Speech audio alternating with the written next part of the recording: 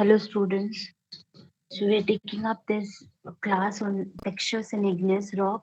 We could not cover this particular topic during our regular classes, and that is the reason why I chose to make it into a video so that you will be able to access it whenever you wish to. So it's a very small topic. It might run for maybe around 20 to 30 minutes or maybe 25 minutes like that. Yes, it starts. What are textures? Texture is a term that can be applied to sedimentary as well as metamorphic, also igneous rocks. So here we are going to talk specifically pertaining to igneous rocks. What you see on the screen is a picture of a rock, definitely a polymineralic rock because it is made up of more than one kind of minerals. To be even more specific, maybe three minerals. One is which is black, very prominent, then one which is transparent, looks like jelly, and yet another which is white. So in this rock, what we see is we see different types of minerals, correct? And these minerals have their specific sizes. Now, these particular minerals are also arranged in a specific manner and they are interlocking within each other because of which it is making up a rock, a compact, cohesive, a compact rock. Okay, so what is texture? Textures in igneous rocks refer to the size, arrangement, and interlocking of mineral grains, or what we know them as crystals, that are making up a rock. So these textures, they are important clues in order to understand and in what situation or under what condition, that is pressure temperature condition, this particular rocks formed, or maybe at what depth this particular rock formed. So as we know that if grain size of a mineral crystal is big, huge, then we understand that they formed in a magma chamber that was deep seated. And because it was deep seated, it was losing heat or dissipating heat quite slowly, as a result of which the mineral grain could grow large in size. Whereas, if we were to talk about a volcanic eruption where magma exploded out onto the surface, it came in contact with cold atmosphere and cold ground, as a result of which it quickly solidified or chilled or quenched, because of which the mineral grain size could not develop large. So it formed very fine, or it might also be possible that there were absolutely no growth of mineral and it was more of a volcanic glass, a chemically homogeneous igneous rock. All right, so moving on. Previously, we have also learned structures in class. Quickly to recall them, we studied concordant structures and discordant structures. So, one example of concordant structure was that of a sail. Another example for discordant structure was that of a dike.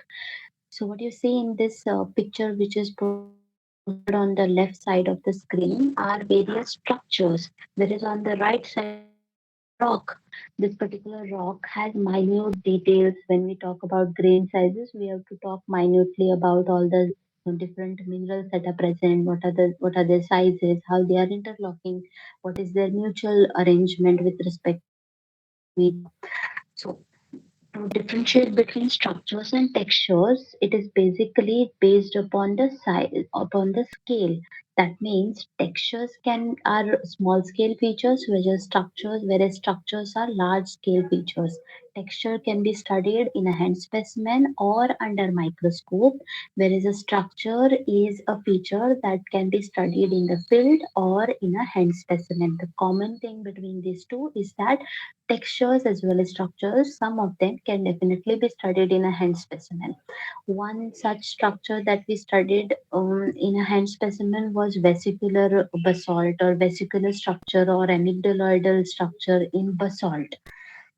Moving on, we are going to divide our textures, specifically igneous textures, in three different categories: pheneritic and aphenetic, crystallinity, and granularity. We will look at them in more detail.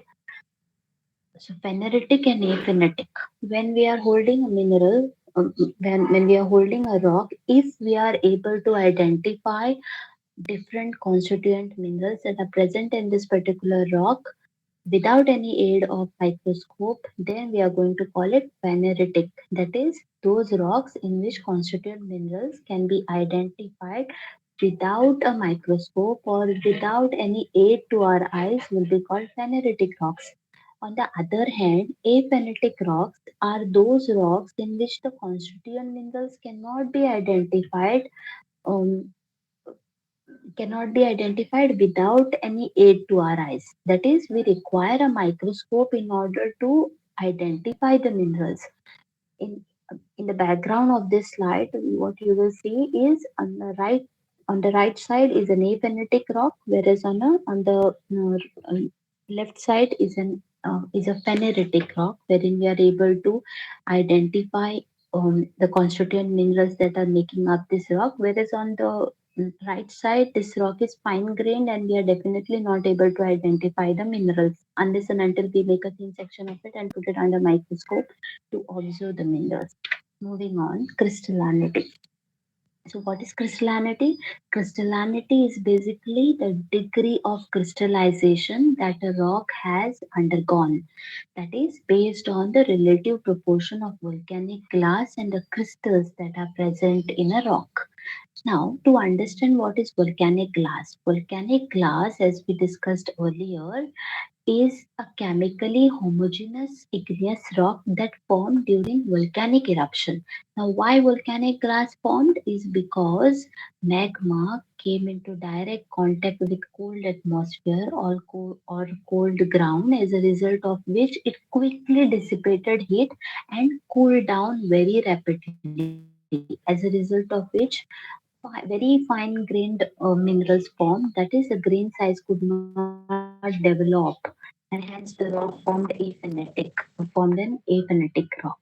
That is volcanic glass. Crystals, we definitely know those minerals which have grown significant in size would be called crystals. Now, based on this degree of crystallization, whether it is 0% or whether it is 100%, we are going to, or somewhere in middle, we are going to divide this crystallinity into three types. That is holocrystalline, holohyaline, and hemicrystalline. Those rocks which are entirely made up of mineral crystals as a result of crystallization at deeper crustal levels, like that of a protonic intrusive igneous rock, will be called holocrystalline because it is entirely made up of crystals. Then we have another category which is holohyaline. Now, those rocks which are entirely made up of volcanic glass, maybe these are maybe because of sudden extrusion of magma onto the surface. The solidification was very quick and the minerals could not grow in size. As a result of which, an entire rock was made up of volcanic glass, which is a chemically homogeneous igneous rock. Then it will be called holohyaline texture or holohyaline rock. Moving on to the third category, which is hemicrystalline. The name itself tells us that this particular rock is partially made up of volcanic glass and partly it is comprising of crystals. Now, this particular rock can be thought of as being a hyperisogenious rock which crystallized at shallow crustal levels, not on the ground surface or not even in the deeper crustal levels, but somewhere in the shallow ground surface, where partly the rock was made up of glass and partly it was made up of crystals. Conversely, we can also use the term hemi-hyaline. So, calling it hemicrystalline and hemi-hyaline will be one and the same, and both these terms are interchangeable. This particular image is that of a rock. If you can identify this particular mineral, it is orthoclase. The pink mineral is orthoclase, and this jelly-like translucent or transparent mineral is definitely quartz. So this particular rock is entirely made up of crystals, hence it can be called holocrystalline. Moving on to the next image, this particular rock, though it looks like a crystal, it is definitely not a crystal. It is a chemically homogeneous, very fine grained volcanic glass. It's a volcanic rock. If we look at it, we are not able to identify any mineral grains that are present in this, and hence it is a holohyaline rock. Moving on, in this particular rock, what you see is these white minerals, which are definitely mineral grains. We are able to identify them. This is one grain, this is one grain. However, something that lies in middle of them is dark, and we are not able to see, or we are not able to distinguish between the grains which are present in this dark matter, and that is called hence the rock will be called hemicrystalline, or conversely also called hemihyalite. What you see in these rocks are also vesicular structures. So always remember that these vesicles might not really be, we won't be able to study them effectively under a microscope, but in a hand specimen or in field, we are definitely able to study them, and hence these structures are called vesicular structures. Hence they are called structures and not texture. Moving on to granularity, this is something that we have discussed in the class. So we are not going to spend much time on this, but to talk about equigranularity or equigranular rocks, we have displayed this. So based on grain sizes, we are able to divide our igneous rocks into four categories. Those rocks which have grain size, mineral grain size less than 1 mm will be called fine grain. Those which have grain size ranging from 5 mm to 1 mm will be called medium grain.